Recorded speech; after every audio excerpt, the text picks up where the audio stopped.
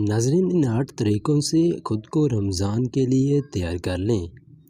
ہم میں سے بیشتر افراد کا خیال ہوتا ہے کہ ہم رمضان کے آغاز پر اس مہینے کے لیے مکمل طور پر تیار ہیں۔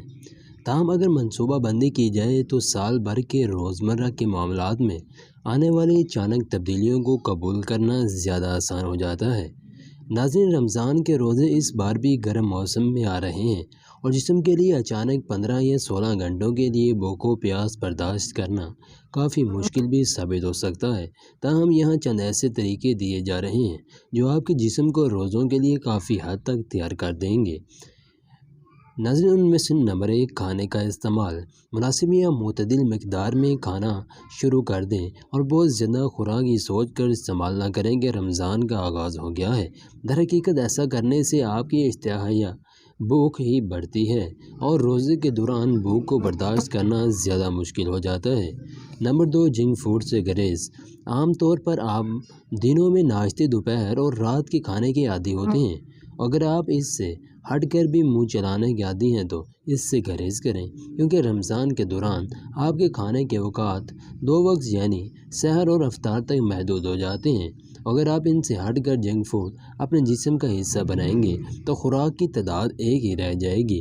نمبر 3، کافی کے استعمال میں کمی۔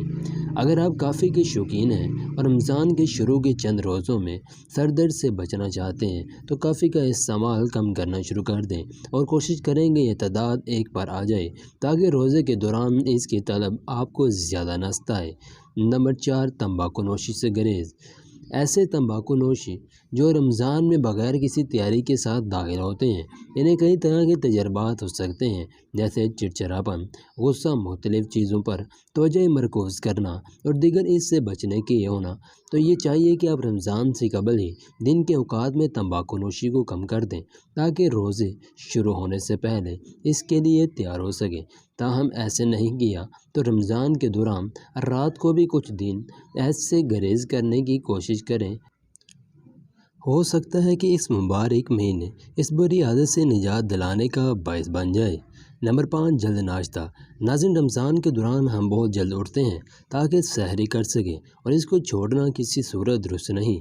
اب تو رمضان شروع ہو چکا ہے، تاہم اگلے سال اگر آپ رمضان سے کچھ دن پہلے ہی صبح اٹھ کر ناشتہ کریں تو آپ کا جسم سحری کے لیے قبل از وقت ہی تیار ہو جاتا ہے اور اس وقت منہ چلانا زیادہ مشکل نہیں لگتا جیسے اکثر لوگوں کے لیے ہوتا ہے۔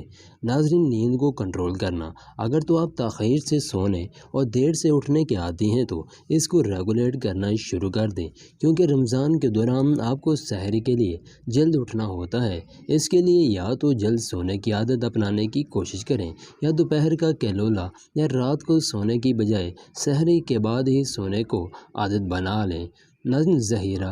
رمضان سے قبل ہی کھانے کی منصوبہ بندی آپ کو متعدد مشکلات سے بچا سکتی ہے، خاص طور پر رمضان کے پہلے ہفتے کے دوران جب آپ اپنے معمولات میں ایڈجسٹ ہونے پر مصروف ہوتے ہیں۔ رمضان کے اولین ہفتے کے لیے اپنے سحر اور افطار کا مینیو پہلے سے تیار کر لیں۔ اس اجزاء کی فہرست مرتب کریں جن کی ضرورت پڑ سکتی ہے اور انہیں اس وقت ہی خرید کر لائیں جب آپ کا جسم توانائی سے بھرپور ہوتا ہے۔ رمضان سے پہلے روزے۔ ناظرین، خود کو رمضان کے لیے تیار کرنے کے حوالے سے زیادہ طریقہ کار یہ ہو سکتا ہے کہ آپ پہلے سے ہی اس کی مشق شروع کر دیں۔ اگر رمضان سے کچھ دن پہلے آپ کچھ روزے رکھ لیں تو رمضان کے معمولات کو اپنانے میں کافی مدد ملتی ہے۔ اس سے آپ کو گزشتہ سال کسی وجہ سے روزے نہ رکھ پانے کا کفارہ ادا کرنے کا موقع بھی مل جاتا ہے۔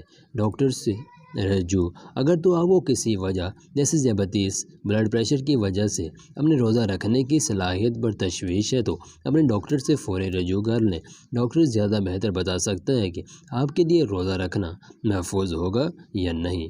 ناظرین، یہ تھی ہماری آج کی ویڈیو۔ امید کرتا ہوں کہ آپ کو پسند آئی ہوگی۔ اگر آپ ہمارے چینل پر نئے ہیں ابھی تک سبسکرائب نہیں کیا تو ضرور کر لیں، ساتھ لگے بیل آئیکن کے بٹن کو بھی ضرور پریس